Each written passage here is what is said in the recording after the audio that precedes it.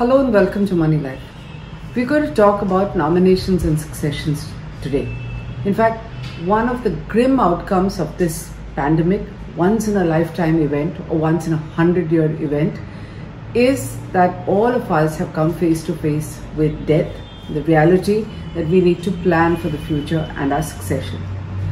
And those who have suffered because of deaths in the family have got through a harrowing time with succession, hospital bills, and it's been devastating. Moneylife has been looking at this issue for a long time, but I believe that this once-in-a-lifetime pandemic is when all of us need to make our voices heard and push for disruptive change. Let's hear a little bit about what is the issue we're talking about and why we need to weigh in and make our voices heard. Take a look at this table that I'm showing you. The total at the bottom is 1.4 lakh crore. This is money belonging to people like you and me, tax-paying individuals whose heirs are unable to claim their tax-paid, earned money deposited in equities, debentures. As you can see, this is in equities, mutual funds, corporate dividends, public provident fund, bank accounts, insurance policies, and even UTI schemes. Why is this money lying stuck with various regulators and government agencies? Because their heirs either don't know about it or have not been able to make a successful claim. These numbers have been put together by Rikowski.in, which helps people trace this money.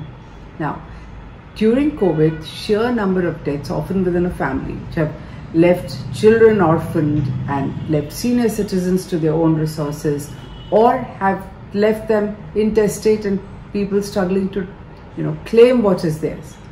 It has put to center stage the need and the urgency for a holistic, humane and speedy system to deal with transmission and succession. Those numbers that I showed you, they are only of March 2020. Okay? The big devastation of COVID happened afterwards, which means that 1.4 lakh crore has increased considerably in just over a year. We need reform and we need it now. So people have been thinking about it. I'm sure you have.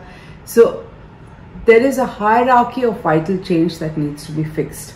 And we tell people, at least in Moneylife Foundation, we insist that you should make a will.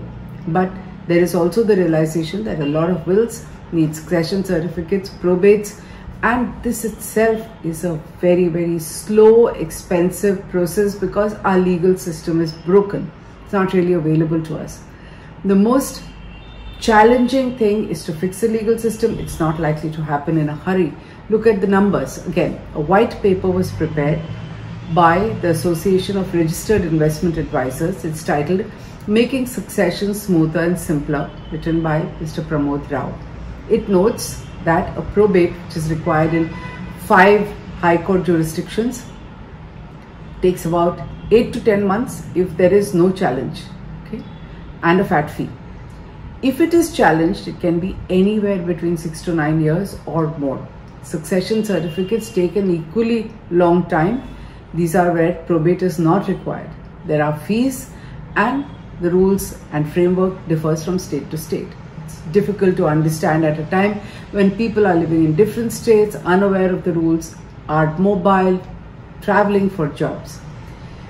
The pandemic has extended these timelines. This was already a bad case scenario. It's got worse. So what is it that we can do? So as ARAI says, we need to find a holistic solution, and we agree. In fact, let's look at some of the issues that we should be addressing. So all of us know that today all our savings and investment records are digitally stored.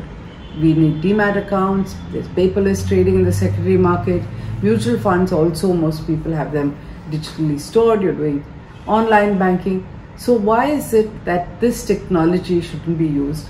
All this data is also collated in organizations like CERSAI, which are a central government registry, which even has KYC done. Identification is already done if you have a brokerage account and CERSAI is tied up with it and it's looking at it.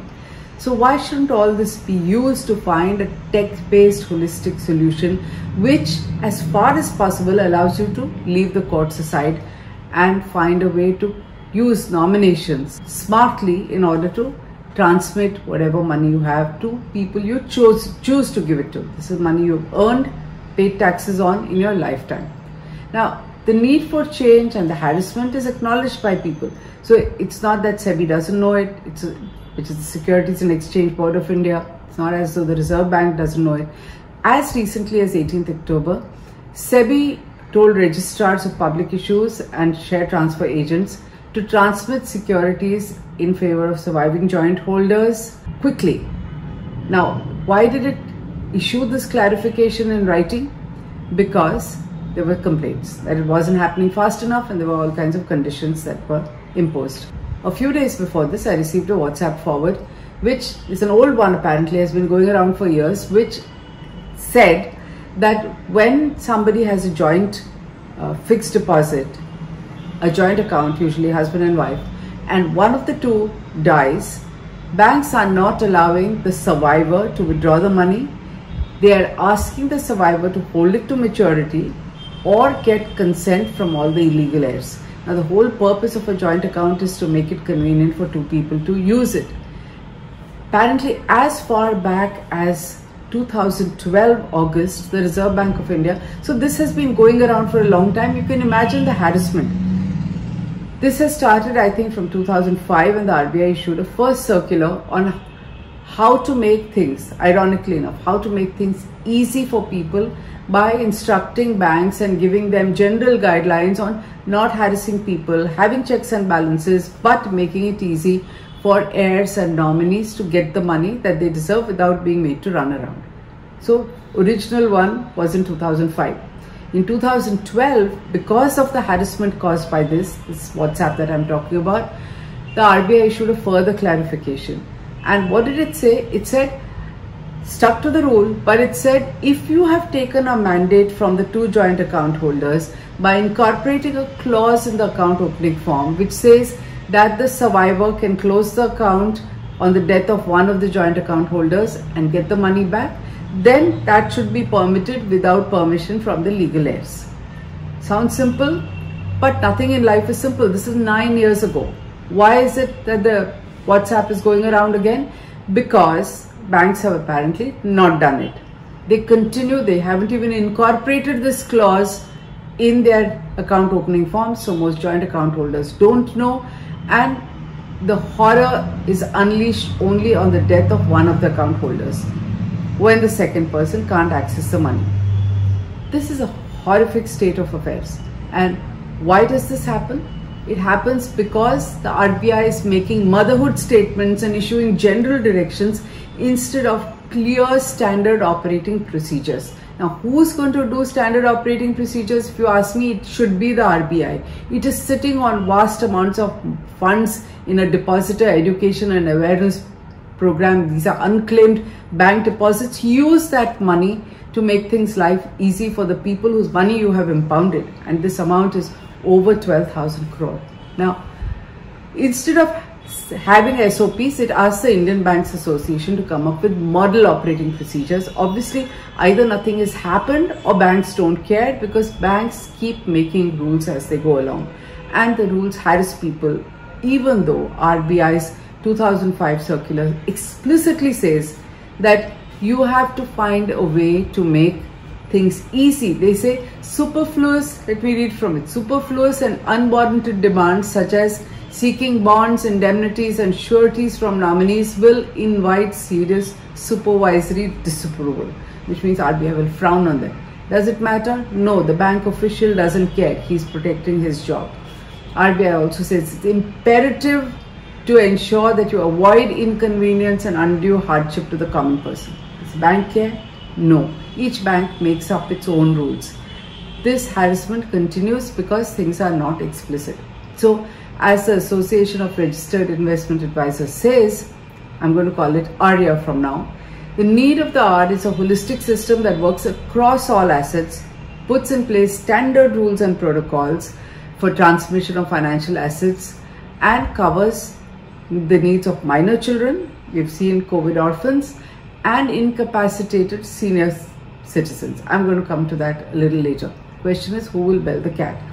Mr. K.V. Kamath, former CEO and MD of ICICI Bank, has written a foreword to this white paper, and he correctly says all that this needs is a short and coordinated effort of about 6 months from all parties involved, and if required, facilitated by the regulators. In fact, they have to be key, who could consider modifying the regulations to enable the institution of new approaches. Now, what would these new approaches be?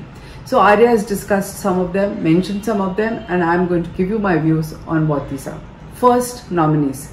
So what Arya suggests is, let's avoid the courts. So let's elevate the nominees' status. So instead of just saying they're holding the money in trust for the real beneficial owners and heirs, let's have a legal status for them as beneficial owners. Step one. Second, have a centralized link. So they say have a common customer ID with a nomination attached to that customer ID. Now, unique customer IDs are already in place. The RBI has been whipping banks to do this year after year. It forms a key part of RBI inspection reports. So that's in place. Attach the nomination to it. Now, it says make it mandatory. This is where I differ with Arya. I feel if there is someone who wants to hide something for whatever reason, it is his hard-earned money, her money. We can't make it mandatory, but it should be the default option. So unless a person chooses to opt out and says, I want this money to go to the state, I do not want a nominee, then they have to have the freedom to do it. This is my slight difference of view on this. Third, which I agree with, common form. Have a simple common form for nomination which is attached to the centralized customer ID. So you would say, if I have multiple shares, mutual funds and other assets, how do I have one nominee and one ID? No, you don't. You can have multiple nominees. What Arya says is you can have specific nominees, successive nominees, proportional nominees. So you can spell that out in a separate form. You can decide which financial paper you want to leave to whom, what kind of assets you want to leave to whom. With multiple nominees, it will all be centralized. Also says that this should be maintained using blockchain technology in a kind of centralized database that is common across all banks, because all of us have multiple bank accounts. So it is better to have instructions in one place. It literally performs the job of a will, and it is a great idea. Another important suggestion, since it's all going to be centralized, how about additional information? Everyone has KYC, and centralized databases like CERSAI do the KYC themselves. So it's important to capture the names of the nominees, their KYC and how to contact them, so that there's no mistake and transmission can happen smoothly, and these nominees can be contacted to say that there is money coming to you. So the next two things that we have to look out for is incapacitated persons. We move to nuclear families. Many people suffer from debilitating diseases, especially of the mind, and that is a degenerative disorder like dementia, and they never go to get better. But these are people with savings, with money, and that money has been saved to use it for their own old age.